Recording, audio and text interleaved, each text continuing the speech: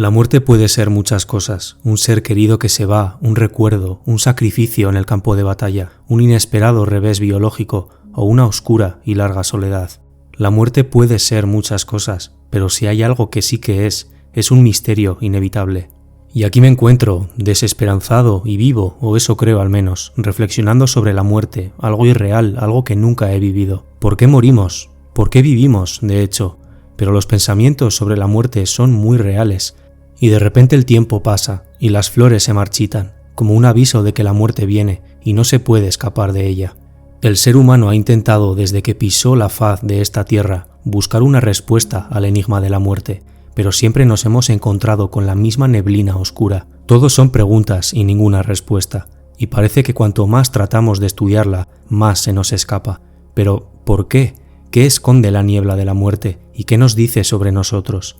¿De qué hablamos cuando hablamos de la muerte?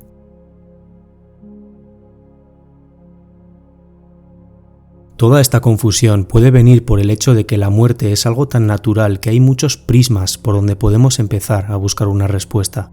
La muerte siempre está ahí, como una estrella en el cielo. Miremos donde miremos, hay muerte que nos rodea. El ser humano es un animal mortal, y eso es precisamente lo que nos hace únicos. Pero al mismo tiempo, vivimos con una oscura maldición. Somos los únicos seres que filosofamos sobre la muerte, algo que nos trae angustia y culpa. Lo que buscamos no es una respuesta biológica, es algo más. Desde el punto de vista fisiológico y biomecánico, el hombre nos presenta la ciencia, que arroja luz sobre lo que le ocurre al cuerpo durante la muerte. Cuando mueres dejas de respirar, la actividad cerebral se apaga, el corazón se para y la piel pierde su color. Pero el ser humano es algo más que un manojo de huesos con funciones motoras. No sé dónde está la respuesta, pero sin duda que ahí no. En la naturaleza, por otra parte, la muerte es algo común. Los animales matan y se sacrifican para preservar la especie, pero esto es una suerte de apetito salvaje y tampoco alberga claridad. ¿Qué hay de la filosofía, entonces? Por más que trato de entenderlo, me encuentro otra vez con un muro. Pensadores y teóricos enmarcan muchas preguntas, pero otra vez, pocas respuestas. Teorizan sobre algo que no han vivido, sobre una muerte que no han muerto todavía. ¿Cómo es posible eso? También está la religión, la luz al final del túnel, pero ¿acaso no fue Dios quien trajo la muerte como un castigo por el pecado original, como una forma de secuestrar toda la vitalidad de la vida y ponerla al servicio de la muerte imparable? ¿Por qué Dios ha traído la muerte siquiera? Otra vez, demasiadas preguntas. Es más, en mi opinión, incluso la incomprensibilidad de la muerte se mantiene aunque se sostenga la inmortalidad del alma, ya que el hombre es algo más que solo alma. ¿Por qué debe ésta derrumbarse para pasar a la vida eterna? Es el método lo que estoy cuestionando, la forma de tránsito. Aquí tampoco encontraré muchas respuestas. La muerte que nos acecha está relacionada con el paso del tiempo y con la culpa y la angustia. Mejor vida es morir que vivir muerto, dijo Quevedo, porque se puede vivir muerto. En el rechazo a la muerte en vida es cuando surge la angustia sobre la muerte que tanto nos amenaza, y la esperanza y la razón desaparecen en este debate. La muerte que preocupa es aquella que trae el peso de la culpa. Es la esclavización de toda vida a los poderes hostiles de la muerte, mientras el reloj sigue avanzando. La inmortalidad es, sin duda, uno de los modos de ser de la existencia humana. En cierto sentido, morir es un atributo exclusivamente humano. La muerte es el enigma fundamental de la vida, como dijo Dilthey, y por tanto, nos convierte en problema para nosotros mismos. Es un precipicio al final del camino, algo que nunca llegaremos a comprender. Sin la muerte, el hombre nunca hubiera empezado a filosofar, ya que la muerte nos saca del letargo y del sopor, colocándonos frente de nosotros mismos y obligándonos a reflexionar. La muerte no es un jeroglífico que se puede resolver, sino más bien un límite del pensamiento, aquello que no puede pensarse ni comprenderse, porque es justo lo que acaba con nuestro pensamiento y nuestra capacidad de comprensión. Que la propia muerte nos resulte algo inconcebible es quizá la única consecuencia válida de la tesis de Epicuro. La muerte es algo que no nos afecta, porque mientras vivimos no hay muerte, y cuando la muerte está aquí, no estamos nosotros. ¿Por qué nos preocupa tanto entonces, mientras vivimos? Por eso no se trata de resolver un problema, sino de establecerlo en toda su rotundidad. Como afirmaría Adorno, las reflexiones que le buscan un sentido a la muerte son tan desvalidas como las afirmaciones sobre ella. La muerte es un escándalo para el pensamiento. Lo que está claro es que el morir humano es irreductible al acabar biológico, porque la muerte participa del carácter personal del hombre. Es el término de una persona, sí, y por tanto de un ser que se posee a sí mismo, que es dueño de sí mismo. La muerte de una mosca es un simple acabar biológico, pero la muerte del hombre no es así, no es un puro suceso biológico, porque la biografía es irreductible a la biología. El ser es un ser biográfico que deja su marca en un mapa y no meramente biológico, porque es un sujeto que vive, ama, construye y llora. Es un ser con la capacidad de experimentar e interpretar su propia existencia, de adoptar una postura respecto de sí mismo. Intentar separar ambos conceptos sería como intentar separar el horizonte del paisaje. No se puede, porque son uno y lo mismo, como el hombre y su historia. Por eso, cuando el ser humano muere, se lleva consigo los impulsos y propiedades que en sí percibe y también respecto de los demás hombres, no solamente unos procesos biológicos. Pero siento que seguimos presos en el mismo laberinto, vueltas y vueltas, y sigue sin haber una respuesta clara. Se me ocurre entonces un último reducto donde poder buscar la claridad, aquel lugar donde el hombre se proyecta a sí mismo y trata de comprender los misterios de la vida, el arte.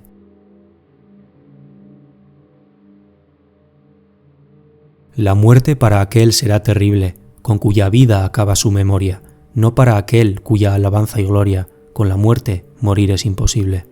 Estos versos dedicó Lope de Vega a la muerte en plena madurez poética en 1602. Aquí parece hacer referencia a que la memoria que se perfila durante la vida afecta a cómo afrontamos la muerte, y es que no todos vivimos la misma vida, ni todos morimos la misma muerte. Y creo que ahí poco a poco nos vamos acercando más a la verdadera cuestión sobre la muerte humana. Todas las personas vivimos de acuerdo a esta alabanza y gloria propia y personal que harán imposible morir con la muerte. Hay entonces en la muerte un signo de vida, porque morir es un umbral mucho más complejo de lo que parece. Al darnos de frente con la muerte, nuestra vista viaja hacia atrás y evaluamos todo lo acontecido. ¿Qué pensarías entonces si todo aquello que has perseguido durante toda tu vida de repente un día se antoja inútil y sin sentido? Esto es justo lo que le ocurrió a Iván Illich, protagonista del libro de Tolstoy, que esconde lecciones que me ayudarán a comprender este enigma. Este libro cuenta la historia de un hombre que trabaja como abogado. Un día cualquiera se cae mientras está instalando unas cortinas en su casa y se lesiona fatalmente. Lo que parecía un simple golpe evoluciona poco a poco en una herida terminal y se le informa de que pronto morirá. Iván Illich, enfrentado a su propia muerte, como si fuera una esclarecedora revelación, echa la vista atrás y se da cuenta de que la vida que ha vivido hasta entonces no ha tenido ningún propósito. Pero Iván cree que sí, él cree que ha vivido su vida siempre como él creía adecuada. Al fin y al cabo, era un abogado preocupado por ascender en la escala social hasta llegar a lo más alto del Tribunal de Justicia. Siempre había tratado de cumplir rígidamente lo que consideraba su deber, y un deber era para él cuanto se consideraba como tal por los hombres más encumbrados. Pero hasta ahora se había dedicado a juzgar a los demás, y la noticia de su muerte inminente le forzará a juzgarse a sí mismo, y esto le hará chocar de lleno con los cauces del tiempo y de la angustia. Cuando Iván asume que va a morir, se siente desesperanzado, ya que, en el fondo de su alma lo sabía, pero no solo no se había habituado a la idea, sino que simplemente no lo comprendía, le era imposible comprenderlo. Iván sabe que va a morir, pero piensa que ha vivido ignorando a la muerte. La muerte es algo que le ocurre a los demás, no a él. En este sentido, el silogismo que aprende de la carta de un amigo es revelador. Cayo es un hombre, los hombres son mortales, por lo tanto, Cayo es mortal. Esta deducción sonaba cierta, pero únicamente aplicada a Cayo, no aplicada a él mismo como ente abstracto independiente. Cayo es mortal, por supuesto, pero él de ninguna manera era Cayo. Iván se da cuenta de que ha vivido en una mentira todo este tiempo. Piensa que la vida que había creído placentera era en realidad algo insustancial, repugnante a menudo. Y su presente se derrumba poco a poco en favor de los recuerdos de su infancia, el único momento que recuerda placentero. Se acuerda de sus tiempos en el campo con su madre y en la orilla del mar. El resto es vacía oscuridad. En un intento desesperado trata de buscar algo de significado antes de partir, pero qué lejano está el pasado y cuán cercana la muerte. ¿Es que no he vivido como debería?, se le ocurrió. Pero, ¿cómo ha podido ser si hice todo conforme debía?, se dijo, y al instante rechazó, como algo totalmente imposible, la única solución de todo el enigma de la vida y la muerte. Esa duda es precisamente una muerte en vida, y si no he vivido como debería, Si aquello por lo que he peleado ha sido en vano, en su lecho de muerte, Iván está solo, lleno de dudas y acompañado por su sombra, y él solo quiere llorar con alguien.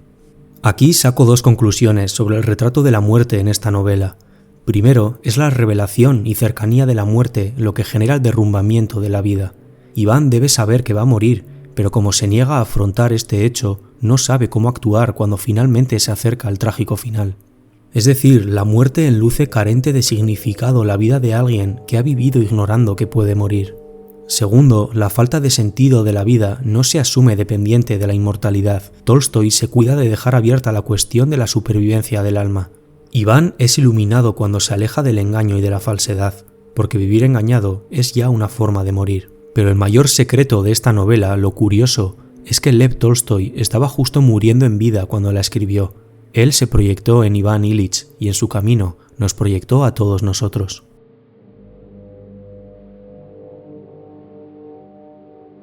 Lev Tolstói era un artista que había alcanzado la fama absoluta por medio de sus novelas. Había entrado en el Olimpo literario gracias a Guerra y Paz y Ana Karenina. Era rico, ampliamente avalado y respetado, pero seguía insatisfecho y vacío. Todo aquello a lo que había dedicado el esfuerzo de toda una vida se antojaba ahora insuficiente. La promesa que había creído digna de la satisfacción ya no existía. Había subido hasta la cima de la montaña para mirar abajo y no ver más que niebla y oscuridad, justo como Iván Ilich en su libro. Antes de publicar La muerte de Iván Ilich, Tolstói escribió Confesión, un texto epistolar en el que se desnuda por dentro para tratar de buscar algún significado a la depresión en la que había caído. Su situación espiritual era límite. Su misión de vida era una mentira y ya no le satisfacía. Además, en ese momento se enfrentó a la muerte de su hermano Nikolai, lo que le sumó más leña al fuego de su incomprensión. Entonces vertió todo su dolor en este texto de unas 100 páginas para concluir que la vida simplemente no tiene sentido. Cuanto más estudiaba la muerte, más perdido se encontraba. De hecho, estos pensamientos los describe en su libro como pequeños puntos negros que poco a poco van creciendo hasta llenar todo de oscuridad.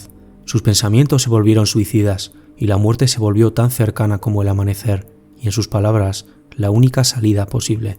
Además, la religión no le otorgaba paz. Decía que solo había creído en Dios porque era lo habitual en su familia, pero no se sentía lo suficientemente fuerte como para rendir su alma a la divinidad.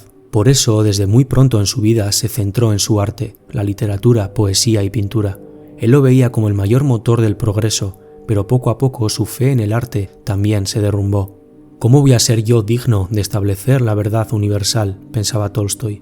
Su propia religión, el arte como motor de la realización de su vida, ahora se había derrumbado y ya no le quedaba nada.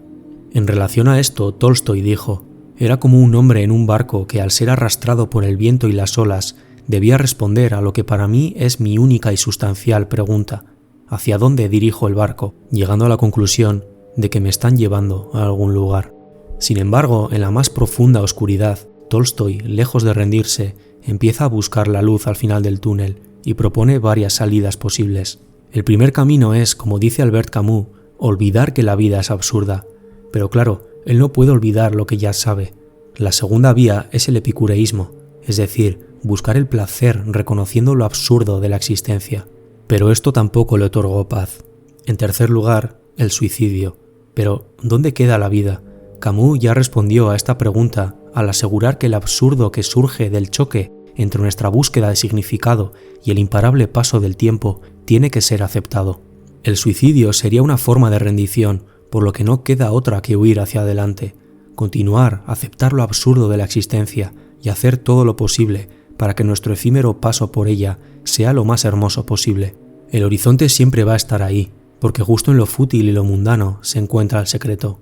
¿Qué queda entonces? El cuarto camino, el que adoptó Tolstói, fue el de la debilidad, al descubrir que debía ver la verdad en la situación y aferrarse a la vida, sabiendo de antemano que nada provechoso podía salir de ella. Este vacío de sentido puede resultar desconcertante, porque los seres humanos deseamos encontrar propósito y significado. Pero esto no es algo negativo, nos libera para crear nuestro propio significado a través de nuestras propias acciones y elecciones. Para Tolstói fue sin duda una liberación. Cree que las dudas sobre la finalidad de la vida son de la clase alta. Los campesinos pobres a los que enseñaba no se preguntaban sobre estas cuestiones, estaban demasiado ocupados. Ellos viven entendiendo su finalidad, así que Tolstoy decidió buscar una respuesta ahí, una respuesta alejada de la racionalidad y que arroje luz sobre el misterio de la muerte, una respuesta que nos dará Miguel de Unamuno.